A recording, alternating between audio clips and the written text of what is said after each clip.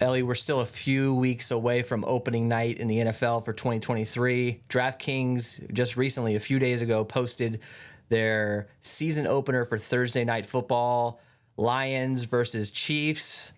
Hey, man, I'm super excited. I know we've been doing a lot of best ball over the summer, but there's nothing like a good old showdown slate. Let's get into this.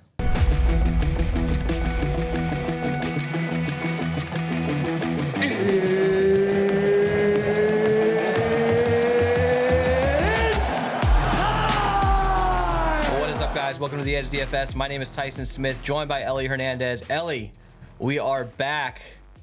Our old bread and butter showdown slates, man. I'm super excited about this. It's a good matchup to start the year, man. I know it's a little early, like I said. What is it? We're about 30 days away from opening night from lock, but I just couldn't help myself, dude. Well, how you doing, man? How's your summer been? I know we've both been involved in best ball, and one thing to talk about real quick is if you haven't been familiarizing yourself with the rosters, the rookies, the new additions, that's fine. We're going to treat this as if, maybe you're just coming into this season just trying to figure out and trying to catch up. Totally fine. Ellie, what are your thoughts on this matchup overall? It's going to be a good one, right? Yeah, man, I'm ready for NFL season to start again.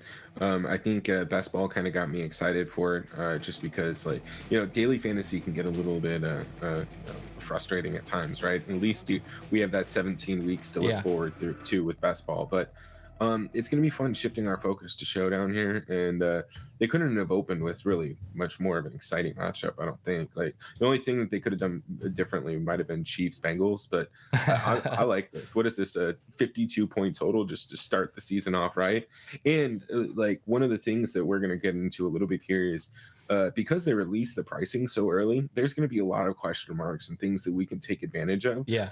For week one main slate as well, but especially for showdown, right? We still have no idea what the roster is going to shake out in Kansas City for the wide receivers, right? So, one of these $200 guys could easily be the wide receiver too. Yeah. So I'm really excited, man. I'm really excited for this game. Yeah, absolutely. So Detroit's going into Kansas City. Obviously, KC won the Super Bowl last year. They're always going to host a game. Just Super Bowl winner always going to host a game to start the year. They're -7 favorites. This is a 54 total.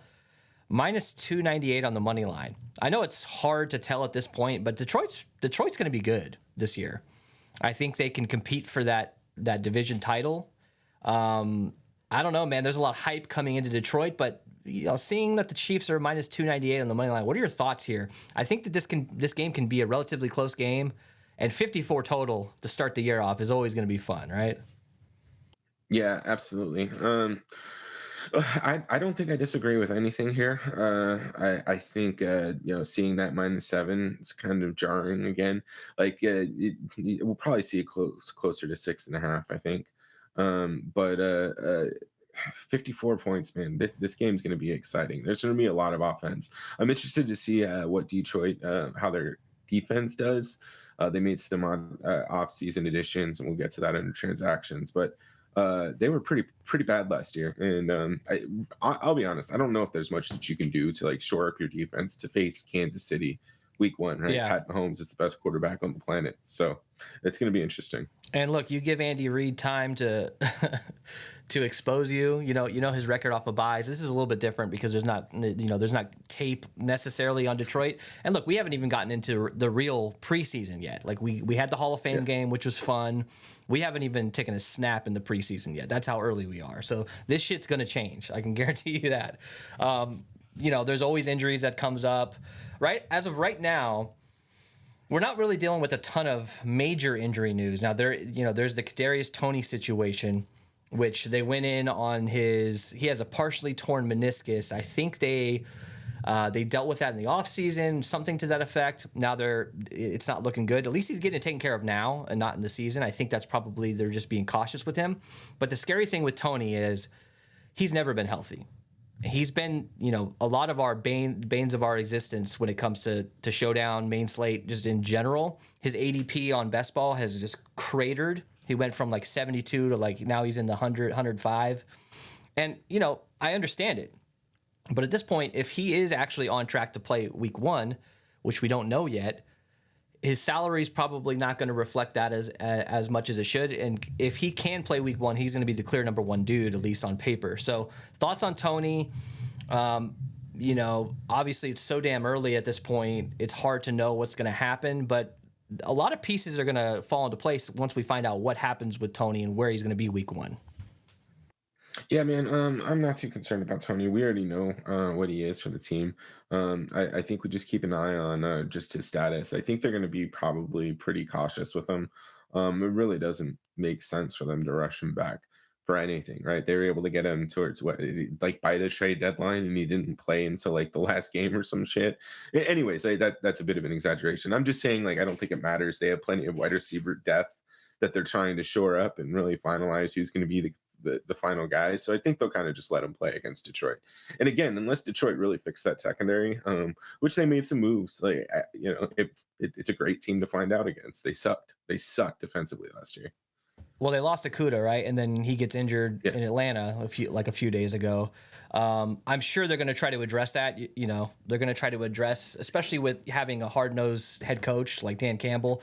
They're going to make sure they try to address that defense because that was not looking good for them this last year. That's probably a big reason why it's a 54 total. All right, the other guy here is Pacheco. Clearly, he's, on paper, you would think he's the number one dude.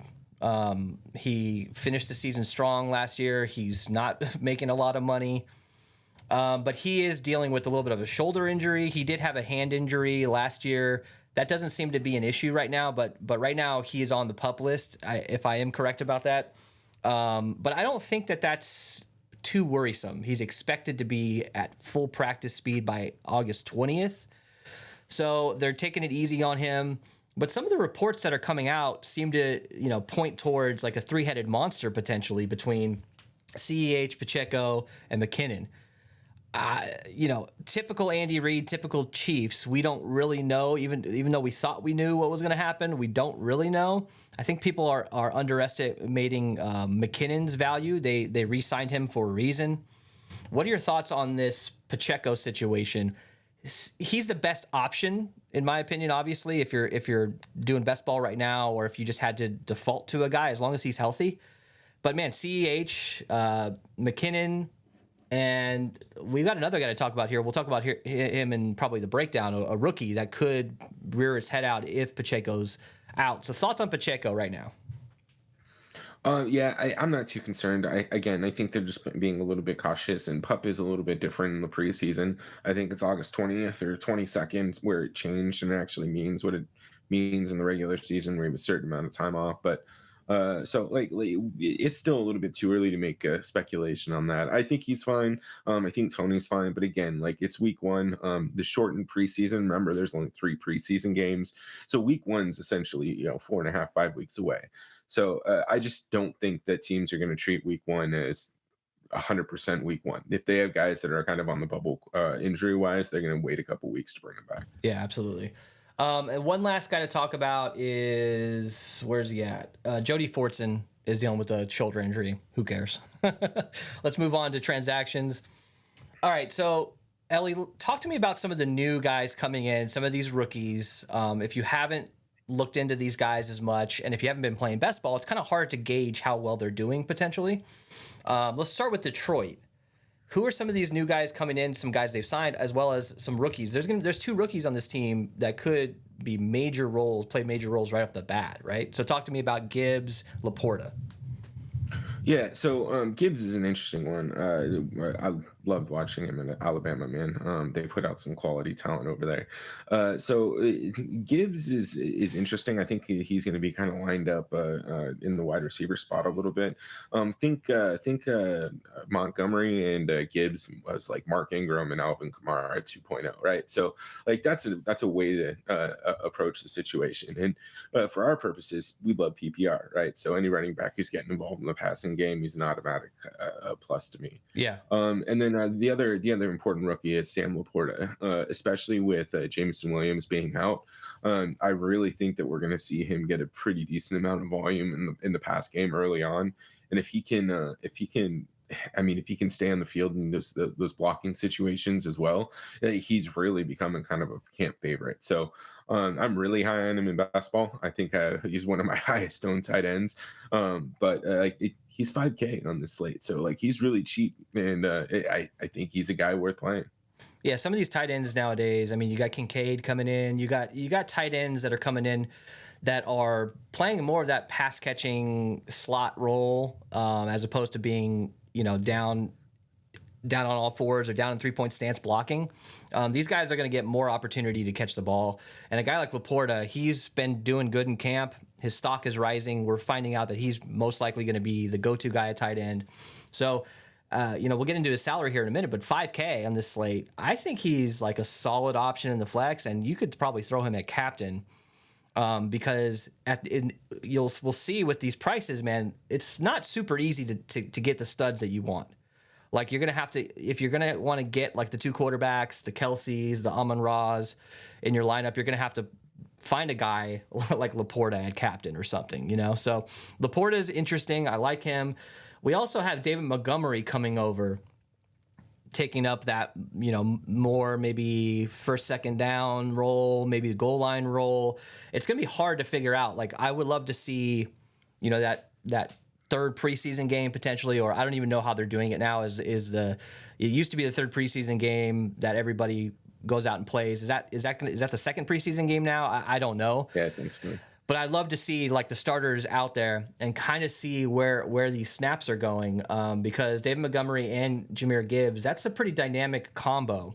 What are your thoughts on Montgomery this year? His ADP is, what is he, like the seventh, eighth round? I mean, he's not going super deep. Like he's getting some decent ADP, but I think we got to figure out, is this a Jamal Williams situation where he's just goal line? He gets 7 or 8 touchdowns this year just on 1 yard runs, or is he a little bit more than that, you think? Yeah, I mean, I think we got to look at it through the correct lens. I think for Showdown, I think it's really going to be dependent on his price, and I think for this week, this slate, he's fine. If you're looking at it from a best ball lens, like we got to keep in mind that Jamal Williams had 10 touchdowns that were 1 yard or shorter, right? And 5 of those were because Amon-Ra St. Brown got tackled at the 1 yard line. So like that's boosting down to Montgomery's ADP in best ball, in my opinion, because people are expecting him to have that same touchdown workload. But I think we're going to see a better version of ASB, right? I think he's going to convert some of those into touchdowns this year. So for best ball, like, he's an interesting guy to get in that range. But for Showdown, I'm kind of interested, man, because like at his price, you can put him at captain. If he gets 2 rushing touchdowns and 10 yards, like, yeah, I mean, that might be optimal. It's the set lineup. Let's talk about the Chiefs now. Some of their new guys coming in. So they drafted Rashee Rice. He seems to be trending up. He looks pretty good in camp. It's hard to tell really because we don't know what's going on with Tony necessarily. We don't know how involved Sky Moore is going to be. But a guy like Rashee Rice is very interesting. They obviously lost Juju, so there's a hole there. Who else? They did get Justin Ross. Justin Ross is healthy back. Yeah, so he's now in play. The dude's a top, like an A+ talent. It's just his injury status. So if he can actually stay healthy, this guy could be a number 2, number 3 wide receiver. And based on best ball, he's going near pick 200 at this point. Now he's trending up a lot now because of the Tony stuff. All those receivers are trending up. Thoughts on these two dudes? There's a lot of question marks, but there's a lot of high upside, right? Yeah, I mean, look, I think it really comes down to who makes the final roster, and we'll see that as we get closer to the season. That's what we got to take advantage of, right? So, like, we don't even need to have that strong of a take. Obviously, they're going to cut down their wide receivers by the time the season starts, and we'll know who's active. Now, that being said, like, I do have a little speculation. They drafted Rashee Rice, so they're probably going to keep him. Richie James, yeah, I know he's on the team and he can be explosive, but like, his benefit is punt returns. Like, I don't think that they're going to I think that they can convert. You get a corner to return a punt, right? Yeah. So like Yeah. you drafted Rashee Rice for a reason. So I think these are guys that they're going to try and get involved at least early on in the season. So I like Rashee Rice, and then we'll talk about Justin Ross, man. I love him. Yeah. We'll talk about him when he gets wide receiver. All right, let's just get into this breakdown. Let's do it. Break it down.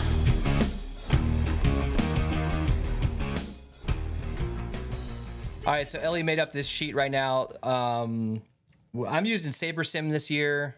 I've been using Fantasy Cruncher in the past, so you might see us have SaberSim up potentially for these breakdowns. As of now, we're gonna just use this badass Excel sheet here. So let's get into this. Let's start with quarterbacks. Patrick Mahomes is 12.2K. He's going to be expensive, obviously, the most popular dude in the slate. Obviously, I would never tell you to not play Patrick Mahomes. There's other ways to get different. In some sort of alternate universe, maybe he has a bad game, but I don't think it happens now, especially week 1. Then you got Jared Goff at 9,400. Now, 9,400 is a great price for Jared Goff.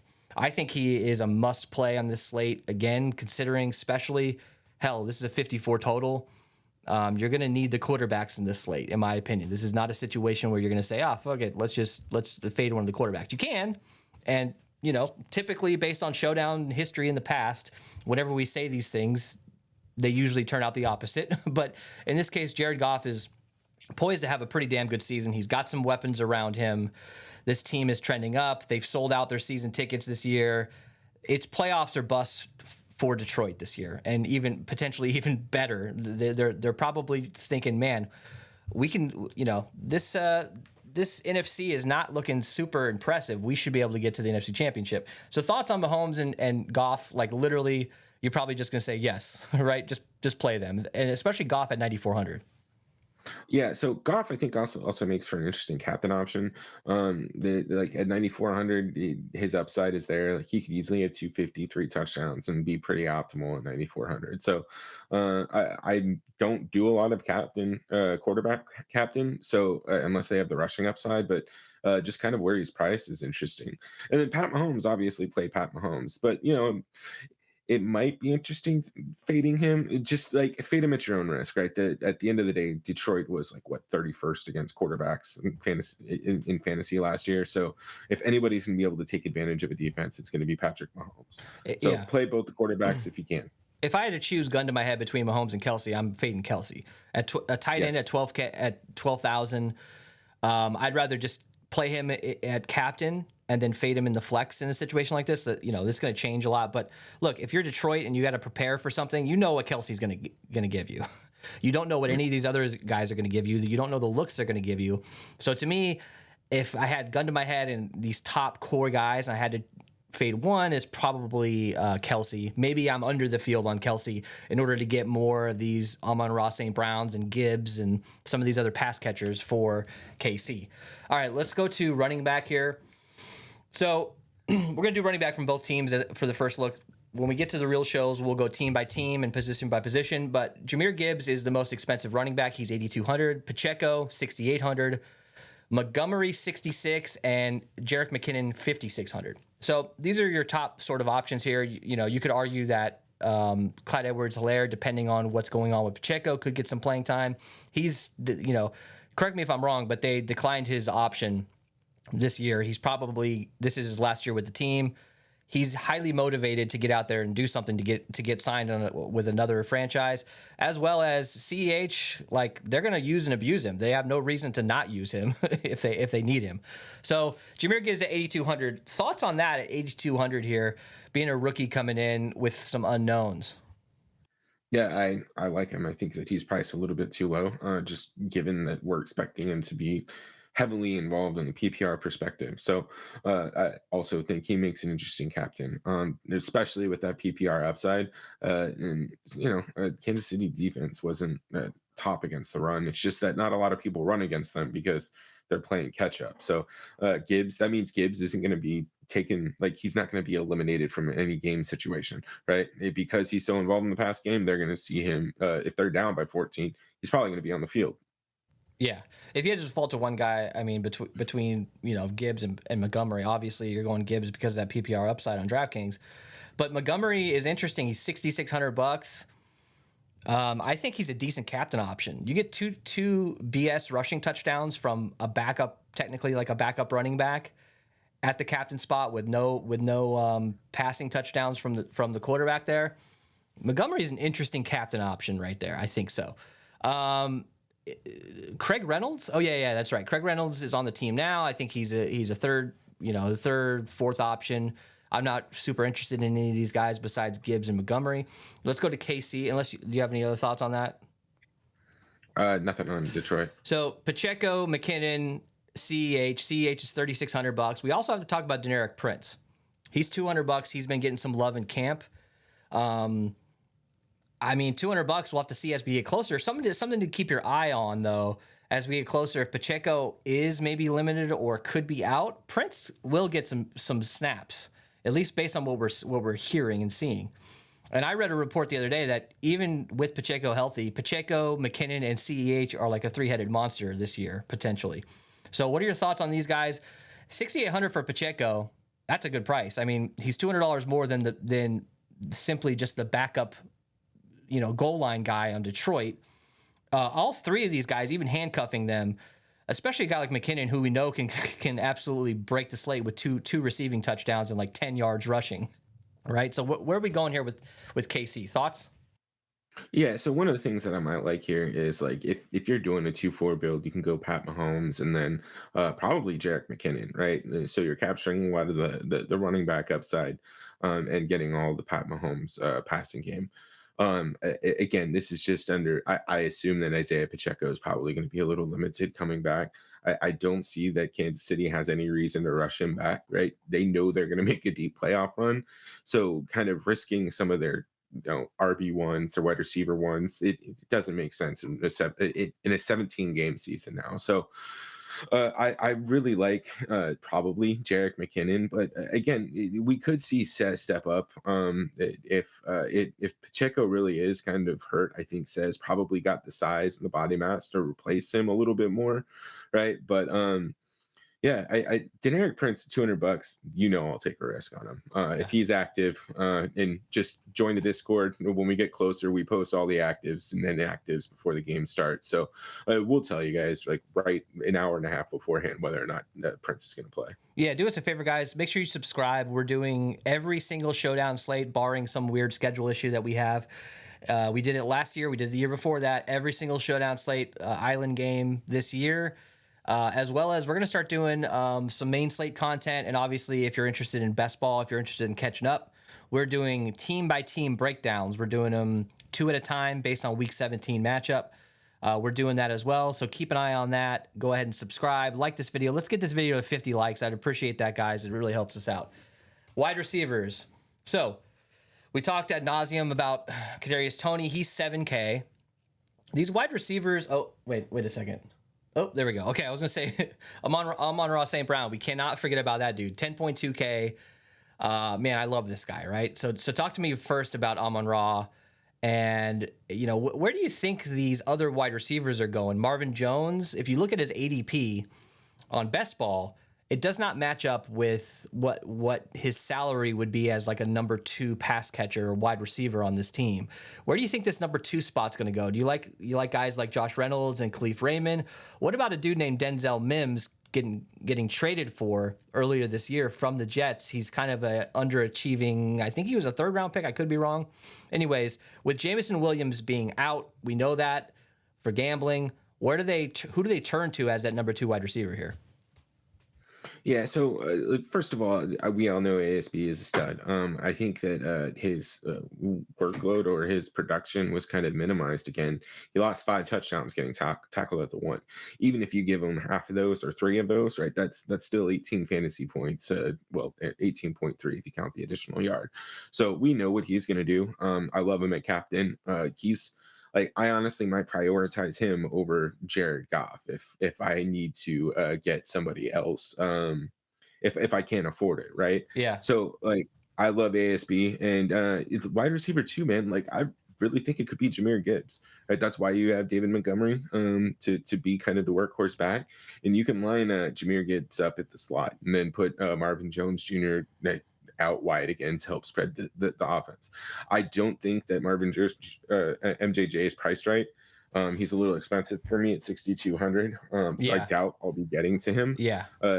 I'd rather just pay down a good MBS at 5,400, right? Like Yeah. we know MBS is going to make the team. We know Sky Moore. Those are wide receiver 1 and 2, outside of whatever's going on with Kadarius Toney, right? So I don't know. I don't think I'm going to have any Marvin Jones Jr. Now, your point is the interesting thing is Jamison Williams is out for the first 6 games, so nobody's going to be able to replace him and what he does. So that's where you have to look at Denzel Mims and Khalif Raymond.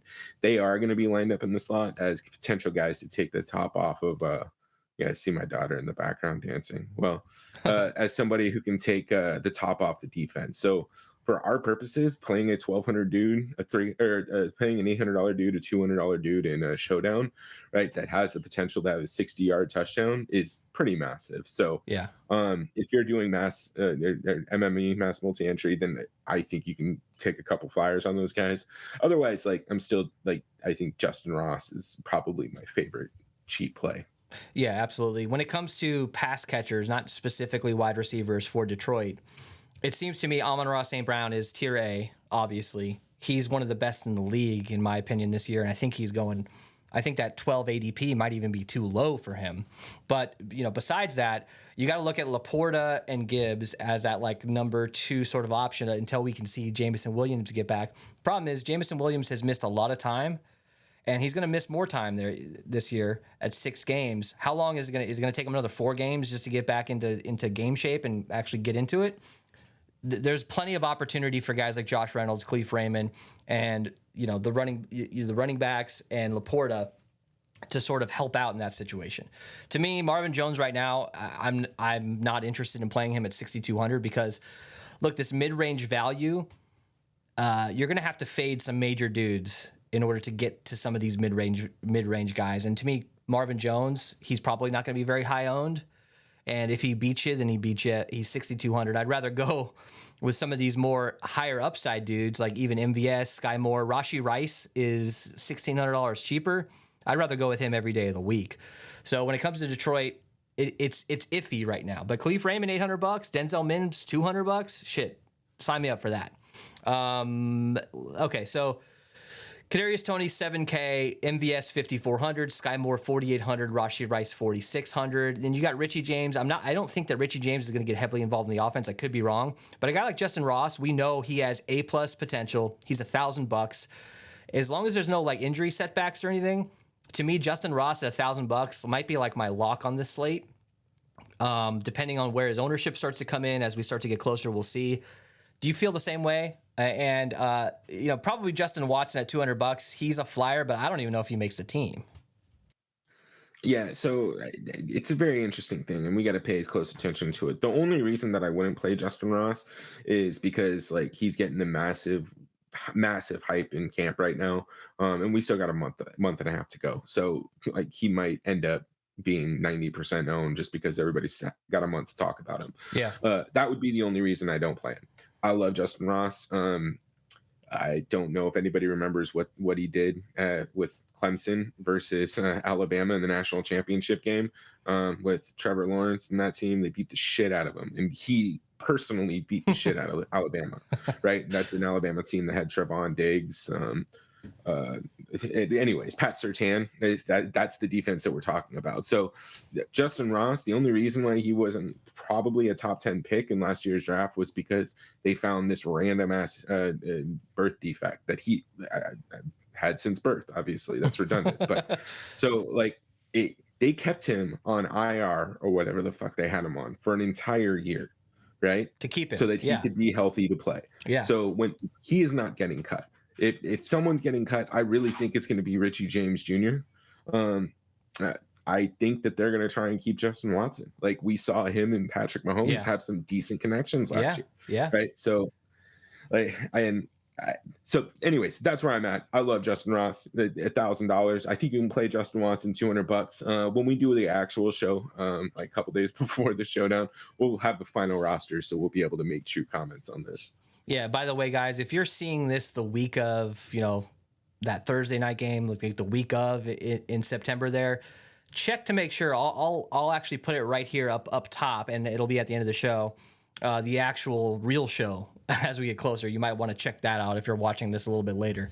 Last thing here is MVS, to me, is the guy that's getting none of the hype, and he has just as good of a chance as having a great season as Sky Moore, Rashee Rice, or Justin Ross. You've got a guy who's been in this system before. He's underachieved to a certain extent, but they kept him around, and he's a big play dude. MVS at captain at 5,400. All you need is one big play out of him, and now you've captured all the other major points in your flex. All right, tight end. We'll get through this pretty quick here. Kelsey, 12K. We talked about him. Look, his ADP is slightly going down for whatever reason. I know he's getting a little older, but look, last year he absolutely crushed. He had an incredible year last year. Why would we think that it's going to be any different? This is the Chiefs. They lost Tyreek Hill. Oh shit, what are we going to do? The Chiefs are going to be terrible. They don't have Tyreek Hill. They don't have a number one dude. Travis Kelce just picked up all that slack. I think it's going to continue this year. These defenses are probably going to say, hey, we're not going to let Kelce beat us. We're going to let some of these other random ass dudes beat us. But this is Patrick Mahomes. He's going to find a way to make it happen. 12K, though, on this slate is a little bit iffy for me. We talked about it a little bit earlier. When you got a guy like Sam Laporta at 5K, who might be more involved in the offense on the Detroit side, just simply because they don't have as many pass catchers as the Chiefs do. Thoughts on Kelce at 12K? A little bit too much, in your opinion? Any like random dudes like Jody Fortson you're interested in here, or like the typical Blake Bell, Noah Gray situation? Yeah, no, I'm not interested in any of these cheap dudes, not anymore. They still haven't priced the wide receiver core yet. So like until they price the wide receivers correctly, I'm not punting with a tight end. That said, I think Travis Kelce is fine if you can afford to get to him. Just you're gonna have to fade someone. It's gonna be Pat Mahomes, Jared Goff, or Travis Kelce. You're not gonna be able to play all three, or Amon-Ra, right? Those are the four guys that you're gonna need to probably make a decision with. And I think Travis Kelce is the guy that'll fade, take two quarterbacks and Amon-Ra and build from there. But that said, if you want to fade Jared Goff, then maybe handcuff Gibbs and Monty plus ASB. I think that's an interesting way to build too. But yeah, Sam Laporta, I think, is a very interesting captain option as well. So 5K, he gives you a lot of flexibility. All right, let's get into kickers, even though I don't want to. Draftkings, remove these mofos. We don't want kickers on the showdown slates. At least that's just me. Harrison Butker, I know it helps with duping and all that stuff. They're the bane of my existence. I will fade them perpetually unless it's like a 25 total or 30 total or something random. Butker is 4,400. Who cares? Parker Romo or Riley Patterson. Who knows who's going to win that job? 4,200 each. I'm moving on. Defense. This is not a game that you are going to want to play defense in. They're not going to be owned. So if you think that, hey, this is week one, maybe Vegas is giving these offenses a little bit too much credit. There's only 3 preseason games, et cetera, et cetera. It could get sloppy maybe week one. That would be your only argument as to why you would want to play the Chiefs or the Lions. But 3,800, 3,200, not terrible. All you need is one pick six to really pay that off, or punt or kick return or whatever, a scoop and score. I'm not going to be super high on them, but nobody else is. So there could be a situation where maybe one or two, slipping in one of these defenses every now and then, if you're MMEing, could be like a decent option. Thoughts on that? Yeah, man. Look, we still got a month, right? Month and a half.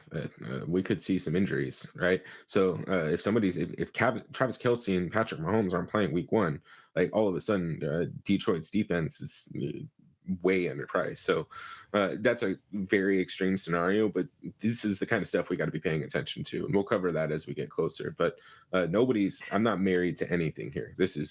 I like looking at the prices and seeing what kind of flexibility we have should something happen. All right, let's get into a lineup build here. We're going to build maybe just a couple. I'm mainly doing this as an exercise to get us prepared for the type of roster construction we're going to need to really end up with. We're not going to be able to get all 4 of the core guys unless we punt at captain. We're going to have to make a couple tough decisions. Is that fading Goff? Is that fading ASB? Is that fading Kelce? Who knows? I think the best way to get to this is finding one of these mid-range pass catchers that we think has super high upside, throwing him at captain, and getting at least 3 of those 4 dudes in the flex.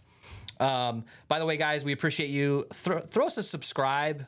Really helps us out. Now that we're getting closer to football season, you're going to start seeing a ton more content from us, both best ball and showdown and main slate. So help us out. Get us to 50 likes on this video. Hit that like button right now. We appreciate you.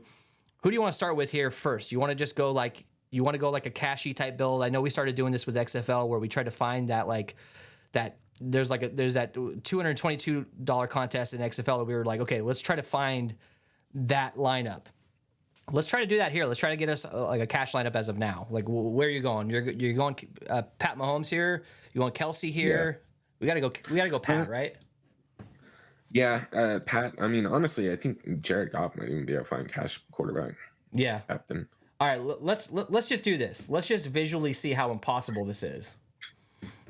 So you got $100 left between two spots. So right now, you put Mahomes at captain. You might even have to get rid of two of these guys in order to have like a competent lineup. So first, let's get rid of Kelsey since we've been talking about this. There's $4K a spot. You want to get like a Justin Ross guy here. I know we're doing a cash type build, but we're gonna have to probably get a kicker in here as well. So thoughts? Where do we go next? Yeah, Justin Ross for sure. I think that he's gonna end up being decently chalky. So okay, I think he's a fine player. So that gives us 5,500 a pop. Do you want to get a with kickers, are we more likely, like, are you interested in going with Detroit kicker here? I know this is an outdoor game, but the weather should be okay in theory. Do we want to get a kicker, or do we want to find like a 5,500 mid-range type guys? Let's see what we can find some from Kansas City that we're comfortable with, I think, first. McKinnon's 5,600. He's a pass catching back. Obviously, we need to wait on news to see what exactly these running backs are going to look like. But I like McKinnon. I think he has a decent floor and he has a high ceiling. That leaves us 5,500. So that gives you, guess who? Laporta. Oh yeah. This is a 3-3. Hey, that's a damn good lineup. A bad lineup, dude. That's a damn good lineup. Now you could argue about McKinnon, maybe switching him out, but to me, I'd rather get a pass catching guy in there who can get you 4 or 5 receptions potentially. Than a guy like Pacheco, who you're relying on 100 yards on the ground and a touchdown, or 50 yards on the ground and a touchdown. This is a really solid lineup. I'm going to kind of keep this in mind as we go along and see how it changes as we get closer. Let's do a tournament build here. You want to do a Laporta captain? Yeah, let's do a Laporta captain. Let's just see how that goes. If it's worth going that low, and I think it will be. All right, so we got Laporta. Let's go double quarterback here, or do you want to fade Goff? What do you think? Let's try double quarterback first. All right, double quarterback, about 7K a pop. So now the decision. What happens if? Okay, like this might be crazy. Throw in Kelsey and then throw in Watson. Okay, $200 Watson. Or I'm sorry, Ross, Justin. Oh, Justin Ross. Okay. So we're fading Amon-Ra on this particular build. That leaves us 7,900. So we can get to Tony, we can get to Pacheco, Montgomery, and obviously for tournaments, there is a strategy of, well, don't max out the salary, so leave a little bit on the table. That's fine, but with a guy like Laporta at captain, depending on his ownership, you might not even need to do that. But at this point, you got a guy like Tony if he plays, Pacheco, Montgomery. And I think that's probably your bottom end. Or there's a Marvin Jones, but I'm not interested in Marvin Jones. Yeah. I don't know if I like it. Let's pull out Kelsey and throw in Amon-Ra. I agree. Let's pull out Ross for now, too. Let's just start calling him the Sun God. I like that so much better. All right, so Sun God's in. That leaves us 5,300 a pop. So with Laporta at captain, Goff in the flex, we got Mahomes.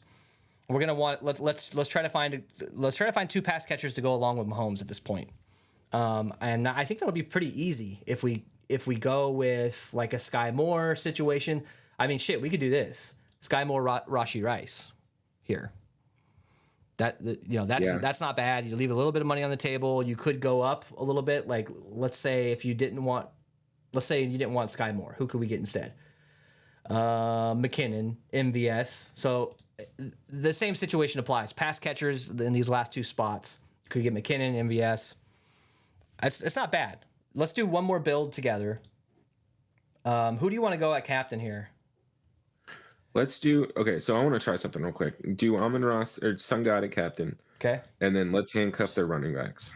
So Love it. let's go Sun God, Gibbs, Montgomery, and then throw in Pat and see where we're at. Yeah, it's unfortunate we haven't really got to Gibbs as much. All right, and then Pat, you said? Yeah. All right, so 3,800 a pop here. I think this is a perfect situation. Obviously, we're going to have to fade Goff. You're relying on PPR points for Amon-Ra and maybe a couple big plays, and then the run game take over. Let's get 2 pass catchers here, right? This is a Justin Ross situation to start, right? Yeah.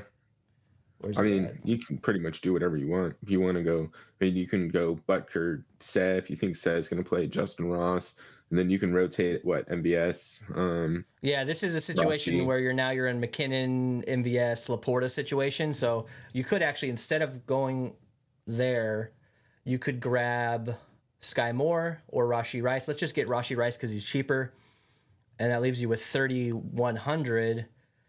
Richie James, Craig Reynolds. You're kind of in a weird zone here.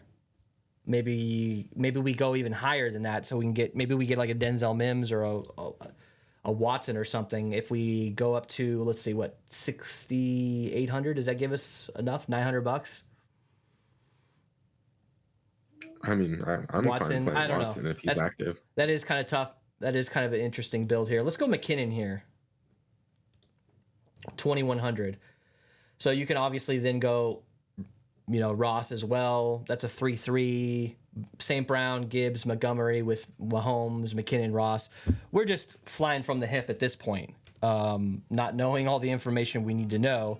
But I think it's a solid overall look at what we've got going on here for this slate.